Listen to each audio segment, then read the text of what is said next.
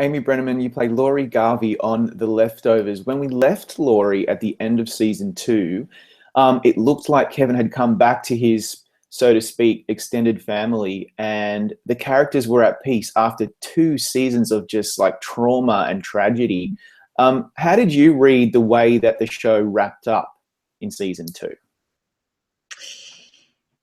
Very much like you described it. I mean, sort of like, Odysseus coming home to everybody. What I always love about what Damon and his writers do is it's only in hindsight where you're like, oh my God, everybody was there, because we're on such individual journeys, all of us.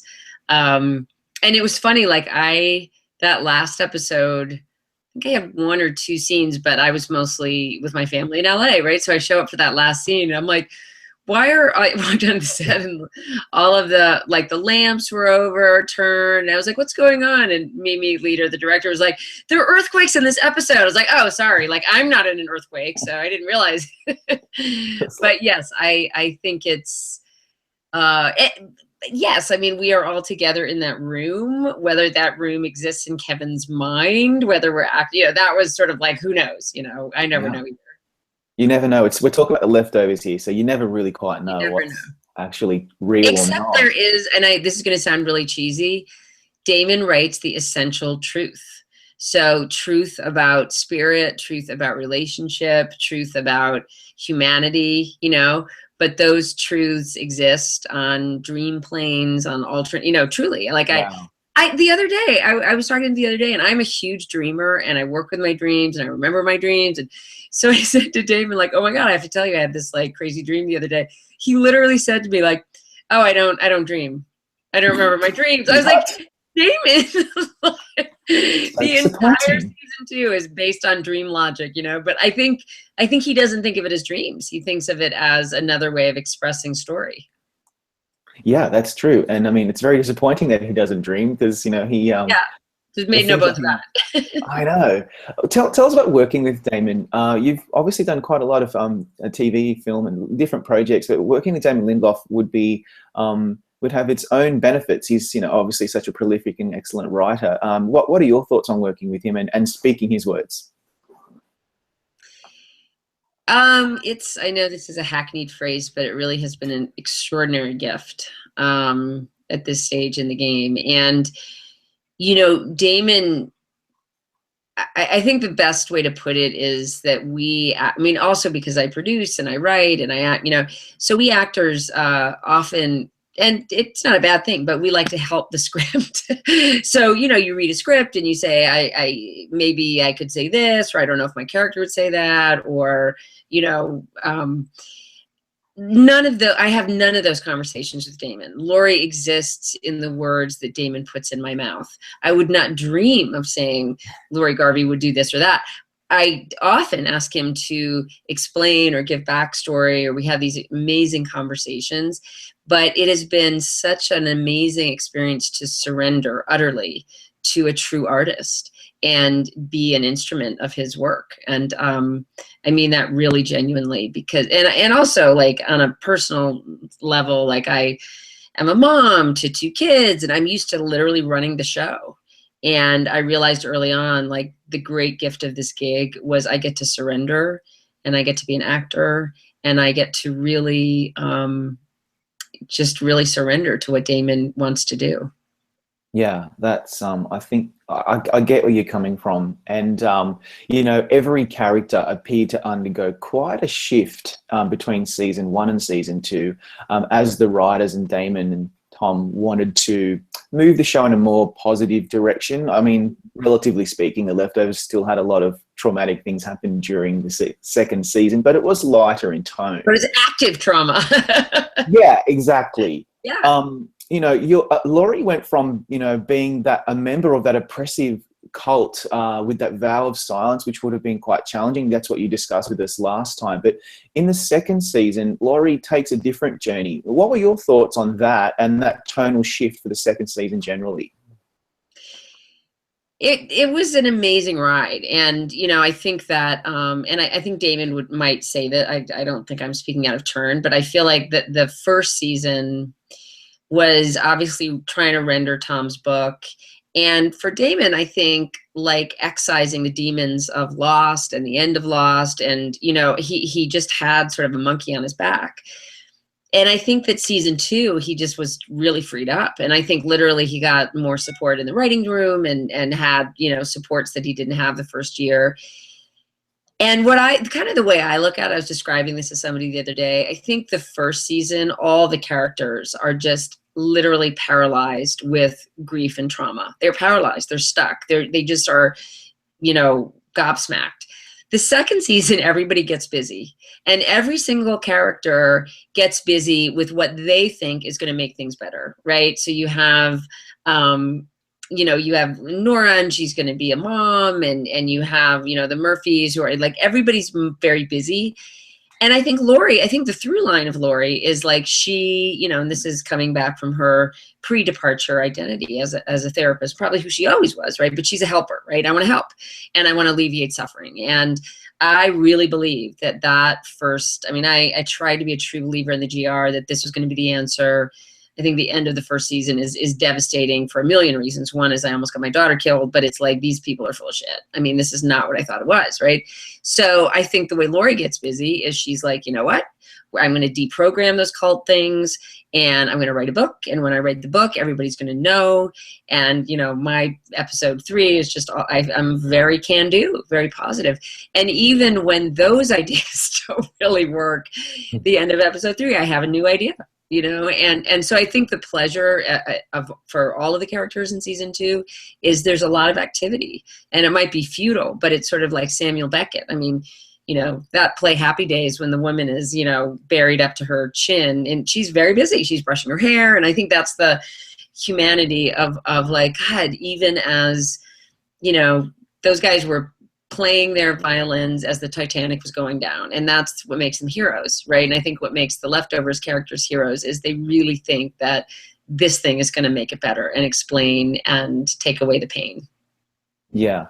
And, you know, given that most of the characters do get that spotlight episode, yours was episode 3 in season 2, but you're still featured throughout the season. You were also featured prominently in A Most Powerful Adversary, where Laurie travels to Jarden on her mission to find Tom, and she sees Kevin. And it reminded me that one of the critical relationships, obviously, in this show is the one between Laurie and Kevin. And I'm just wondering how you and Justin had to work on that relationship, because there is so much painful history between them that is really left unsaid.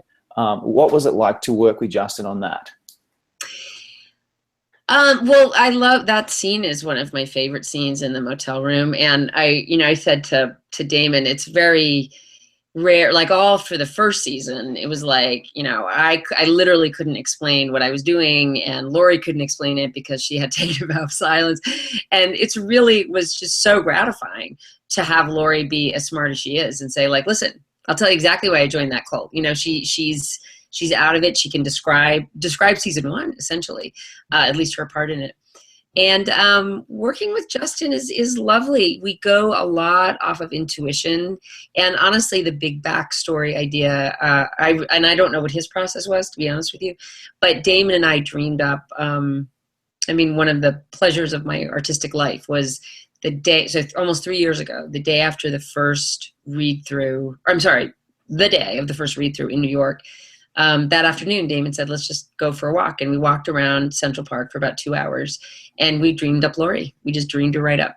And it included the backstory. It included Tom having a different dad, and we just made her up, you know? And it's like, I think she has a job. What should her job be? Maybe she's a doctor. Maybe she's, you know. So all of that sort of was in place. The thing that blew me away when we shot the pilot really is, you know, because most of my stuff was with Ann Dowd and with the GR setting. And that scene when it's revealed that we're married and he comes to the house and he wants me to come with him, you know, it's written in a pretty aggressive way, you know, like, so I kind of thought, okay, Justin's going to be just aggro and violent. And he showed up and he was in tears with a broken heart. And I was like, I did not expect that. We didn't talk about it. I didn't see that coming. And I remember texting Damon on the way back to Manhattan and saying, these people are not done. Like, these people, or maybe they're done, but they have an enormous history, you know, which we sort of peeked at in that flashback episode in season 1. So, you know, it's the best kind of acting where a lot of the backstory's in place, and then we just kind of play and work off each other. Yeah, you did raise that flashback episode. I have to bring it up because, you know, I'm just going to be honest. It was one of those episodes of any show that I've watched that has really stuck with me for some reason. It was just so perfect, and it was a highlight for many. And we're talking about the Garveys at their best. So it actually allowed us into that family life prior to the departure. But then we got to see the departure in motion, and for Laurie, it was just so hard to watch because she was having that ultrasound. You're a mum, I'm a parent, so I'm wondering, because I know how it affected me just watching that, but you did the scene. Take us back to that time when Laurie is having the ultrasound and the departure happens. Well, I think that's the brilliant piece about the of depicting the departure and where everybody was, and everybody's got these not everybody, but like Justin's character has a secret because he was, you know, having an affair at that moment. And I think that what was interesting for me about that entire episode was, and this is something Damon and I talked about as well, that, you know, we meet Laurie Garvey in the GR, and she is absolutely this marginal, mentally ill seeming person. I mean, she's really arguably one of the ones that are most wackadoodle and out there. And I kept saying, I think she was not only was she fully functioning, she was a type A. I think she ran that household. I think that she made the money. I think she was the hands-on mom. I think she was, you know, like a lot of the moms, you know, that we see. Yeah. But I also think that, you know, that what I love about this project in general is that the departure magnified stuff that was already there, right? So where people went to in their relationships and in their own psychology did not come out of nowhere. You know, it's a heightened way. We get to see them in a heightened way using the same tools that they use. So I think for Laurie, you know, her marriage was not in great shape. There was this pregnancy that was absolutely out of the blue, and sort of the way I sort of went through that whole episode is looking at Kevin and wondering, could he be a dad, or what, you know, is this, should I just have an abortion? And she's utterly alone. I mean, she doesn't talk to anybody about it. And then that moment where you see a heartbeat, and for Laurie, because she is a mom, you know, it's almost within that minute. I don't know how much of it is screen time, but you have that moment of opening to this possibility only to see it go away right then in this way that is completely mysterious. So I just sort of went on the ride. And it's funny, Damon and I were talking about that in terms of kind of some stuff that he's mulling around in season 3. And I think Laurie had a million feelings about that pregnancy, right? I mean, for one, it's like, my kids are grown. I mean, talk about a late, you know, but the status of my marriage, and, you know, but you have those moments, and then it's almost like a tease. It's like the universe sort of teased her with this thing, to say nothing of the fact that, you know, everybody had different crazy moments during the departure. Laurie arguably is the only character we know of who had something taken out of her body, which just must fry your brain. Yeah, insane. Only on the leftovers. That's right. So production started back up in Austin. I think it was last week or the week before, and you were there. So look, I think you should just tell us everything about what to expect in season 3. How about that?